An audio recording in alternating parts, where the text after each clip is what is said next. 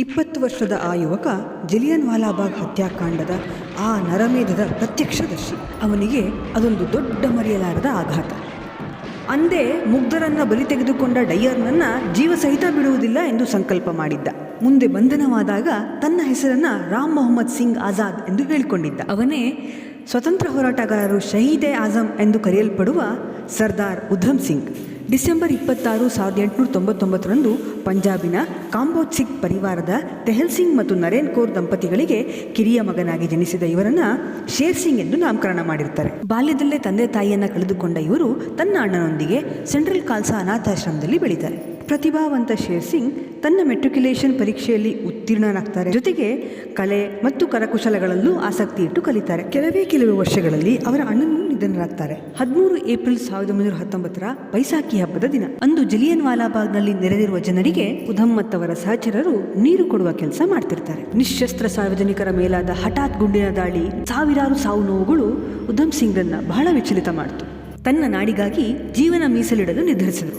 ಈ ಅಮಾನುಷ ಕೃತ್ಯದ ಪ್ರತೀಕಾರ ತೀರಿಸಿಕೊಳ್ಳುವುದಾಗಿ ಸಂಕಲ್ಪ ಮಾಡಿ ಅನಾಥಾಶ್ರಮದಿಂದ ಹೊರಬರ್ತಾರೆ.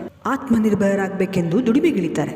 ಮರ ಕೆಲಸದವನಾಗಿ, ರೈಲ್ವೆ ಕ್ರಾಸಿಂಗ್ ಕಾವಲುಗಾರನಾಗಿ, ಕಾರ್ಮಿಕನಾಗಿ, ಯಂತ್ರೋಪಕರಣಗಳ ವಾಹನಗಳ ಸಾಮಾನ್ಯ ನಿರ್ವಹಣೆಯವನಾಗಿ, ಹೀಗೆ ಸ್ವಾಭಿಮಾನಿಯಾಗಿ ಭಾರತದಲ್ಲಷ್ಟೇ ಅಲ್ಲ, Europe, Mediterranean, Asian Pacific, Asia, London ಹೀಗೆ ಮುಂತಾದ ಕಡೆಗಳಲ್ಲಿ ಕೆಲಸ ಮಾಡ್ತಾರೆ. ಕೆಲವೊಮ್ಮೆ ಹಲವಾರು ನಾಟಕಗಳಲ್ಲಿ ಸೈಡ್ ರೋಲ್ ಮಾಡಿದ್ದು ಇದೆ. ಈ ಕೆಲಸ ಮಾಡುವ ಜೊತೆಗೆ ಗದರ್ ಪಕ್ಷ, HSRA ಅಂದರೆ ಹಿಂದೂಸ್ತಾನ್ ಸೋಷಲಿಸ್ಟ್ ರಿಪಬ್ಲಿಕನ್ ಅಸೋಸಿಯೇಷನ್ ಅಂತಹ ಮುಂತಾದ ಪಕ್ಷಗಳಲ್ಲಿ ತನ್ನನ್ನು ತಾನು ಗುರುತಿಸಿಕೊಂಡು ಅನೇಕ ಕ್ರಾಂತಿಕಾರಿ ಚಟುವಟಿಕೆಗಳಲ್ಲೂ ತೊಡಗಿಸಿಕೊಂಡಿರುತ್ತಾರೆ. ಅನೇಕ ಹೊರದೇಶದ ಭಾರತೀಯರನ್ನು ಸಂಪರ್ಕಿಸಿ ಅವರನ್ನು ಸ್ವತಂತ್ರ ಚಳುವಳಿಯಲ್ಲಿ ಭಾಗವಹಿಸಲು ಪ್ರೇರಣೆ ನೀಡಿ ಭಾರತಕ್ಕೆ ಮರಳಿ ತರುವಲ್ಲಿ ಯಶಸ್ವಿಯೂ ಆಗ್ತಾರೆ. ಇವರ ಮೇಲೆ ಒಂದು ಕಣ್ಣಿಟ್ಟಿದ್ದ ಬ್ರಿಟಿಷರು 1922ರಲ್ಲಿ ಇವರನ್ನು ಅರೆಸ್ಟ್ ಮಾಡ್ತಾರೆ. ಗದರ್ ಪಕ್ಷದ ಗದರ್ ದಿ ಗೂಂಜ್ ಪತ್ರಿಕೆಯ ಪ್ರತಿಗಳು ಮತ್ತೆ ಅನ್ಲೈಸೆನ್ಸ್ಡ್ ರಿವಾಲ್ವರ್ಗಳು ಇವ್ರ ಬಳಿ ಸಿಗ್ತವೆ. ಹಾಗಾಗಿ ಆರ್ಮ್ಸ್ ಆ್ಯಕ್ಟ್ ಕೆಳಗೆ ಇವರನ್ನು ಬ್ರಿಟಿಷರು ಬಂಧಿಸಿ 4 ವರ್ಷ ಜೈಲು ಶಿಕ್ಷೆಯನ್ನು ವಿಧಿಸ್ತಾರೆ. ಇಷ್ಟಾದರೂ ಜಲಿಯನ್ ವಾಲಾಬಾಗ್ನ ಹತ್ಯಾಕಾಂಡದ ಪ್ರತೀಕಾರದ ಅವಕಾಶಕ್ಕಾಗಿ ಕಾಯ್ತಾನೆ ಇರ್ತಾರೆ. ಭಗತ್ ಸಿಂಗ್ರ ಚಳುವಳಿಗಳಿಂದ ಪ್ರಭಾವಿತರಾಗಿದ್ದ ಉಧಮ್ ರವರು ತನಗಿಂತ ಚಿಕ್ಕವರಾಗಿದ್ದರೂ ಭಗತ್ ಸಿಂಗ್ರನ್ನ ಗುರು ಎಂದು ಪರಿಗಣಿಸಿದರು. 1931ರ ಭಗತ್ ಸಿಂಗ್ ಸುಖದೇವ್ ರಾಜ್ಗುರು ಅವರ ಗಲ್ಲಿಗೇರಿಸಿದ ಘಟನೆ ಬ್ರಿಟಿಷರ ದಬ್ಬಾಳಿಕೆಯನ್ನು ಭಾರತದಿಂದ ಮುಕ್ತಗೊಳಿಸಬೇಕು ಎಂಬ ಅವರ ನಿಲುವನ್ನು ಇನ್ನೂ ಗಟ್ಟಿ ಮಾಡಿತು. ಜೈಲಿನಿಂದ ಬಿಡುಗಡೆ ಆಗ್ತಾ ಇದ್ದ ಹಾಗೆ ಲಂಡನ್ನಿಗೆ ಹೋಗೋದಕ್ಕೋಸ್ಕರ ತನ್ನ ವೇಷವನ್ನು ಮತ್ತೆ ಶೇರ್ ಸಿಂಗ್ ಅನ್ನೋ ತನ್ನ ಹೆಸರನ್ನು ಉಧಮ್ ಸಿಂಗ್ ಎಂದು ಬದಲಾಯಿಸಿಕೊಂಡು ಮತ್ತಷ್ಟು ಕ್ರಾಂತಿಕಾರಿ ಚಟುವಟಿಕೆಗಳಲ್ಲಿ ತೊಡಗಿಸಿಕೊಳ್ತಾರೆ. ಮಾರ್ಚ್ 13, 1940 ಲಂಡನ್ನ ಕಾಕ್ಸ್ಟನ್ ಹಾಲ್ ಮೈಕಲ್ ಓಡ್ ವೇಯರ್ನನ್ನ ಒಂದು ಜಂಟಿ ಸಭೆಗೆ ಮಾತನಾಡಲು ಕರೆದಿರ್ತಾರೆ.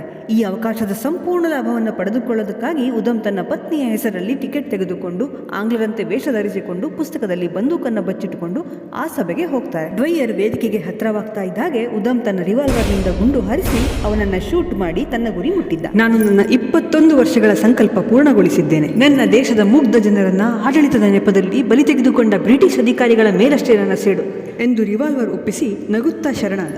ಅವನ ಆಕ್ರೋಶಕ್ಕೆ ಬ್ರಿಟಿಷರು ನಡುಗಿ ಬಿಟ್ಟಿದ್ರು. ಡ್ವೈಯರ್ನ ಹತ್ಯೆಯ ಸುದ್ದಿಗೆ ಸ್ವಾಭಿಮಾನಿ ಭಾರತೀಯರೆಲ್ಲರೂ ಸಂತೋಷಪಟ್ಟರು. ದೇಶದ ಹೋರಾಟಗಾರರು ಉಧಮ್ನನ್ನ ಸಮರ್ಥನೆ ಮಾಡಿಕೊಂಡ್ರು. ಪತ್ರಿಕೆಗಳಲ್ಲಿ ಇದೇ ಮುಖ್ಯ ಸುದ್ದಿ.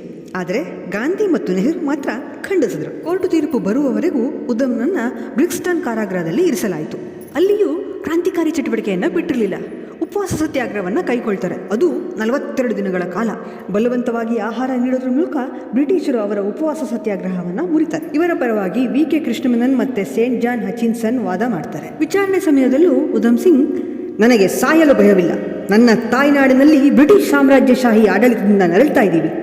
ನಾವಿಂದು ಭಾರತವನ್ನು ನಿಮ್ಮಿಂದ ಮುಕ್ತಗೊಳಿಸಬೇಕಾಗಿದೆ. ನಾನು ಹೋದರೆ ನನ್ನ ಜಾಗಕ್ಕೆ ಸಾವಿರಾರು ದೇಶಭಕ್ತರು ಬಂದು ನಿಮ್ಮಂತಹ ಹೊಲಸು ನಾಯಿಗಳನ್ನು ನಮ್ಮ ದೇಶದಿಂದ ಆಚೆ ಓಡಿಸ್ತಾರೆ, ನಮ್ಮ ದೇಶವನ್ನು ನಿಮ್ಮಿಂದ ಸ್ವಚ್ಛಗೊಳಿಸ್ತಾರೆ ಎಂದು ಉತ್ತರ ಕೊಡ್ತಾ ಇದ್ರು. ಹೀಗೆ ಉತ್ತರ ಕೊಡ್ತಾ ಇದ್ದ ಅವರ ಮಾತಿನ ತೀಕ್ಷ್ಣತೆಗೆ ಹೆದರಿದ ಬ್ರಿಟಿಷ್ ಸರ್ಕಾರ ಅವರು ಮಂಡಿಸಿದ ವಿಚಾರಗಳನ್ನು ಅನೇಕ ವರ್ಷಗಳ ಕಾಲ ಬಹಿರಂಗಪಡಿಸಿರಲಿಲ್ಲ. ಕೊನೆಗೆ ಕೊಲೆ ಆರೋಪ ರುಜುವಾತಾಗಿ ಗಲ್ಲು ಶಿಕ್ಷೆ ವಿಧಿಸ್ತಾರೆ.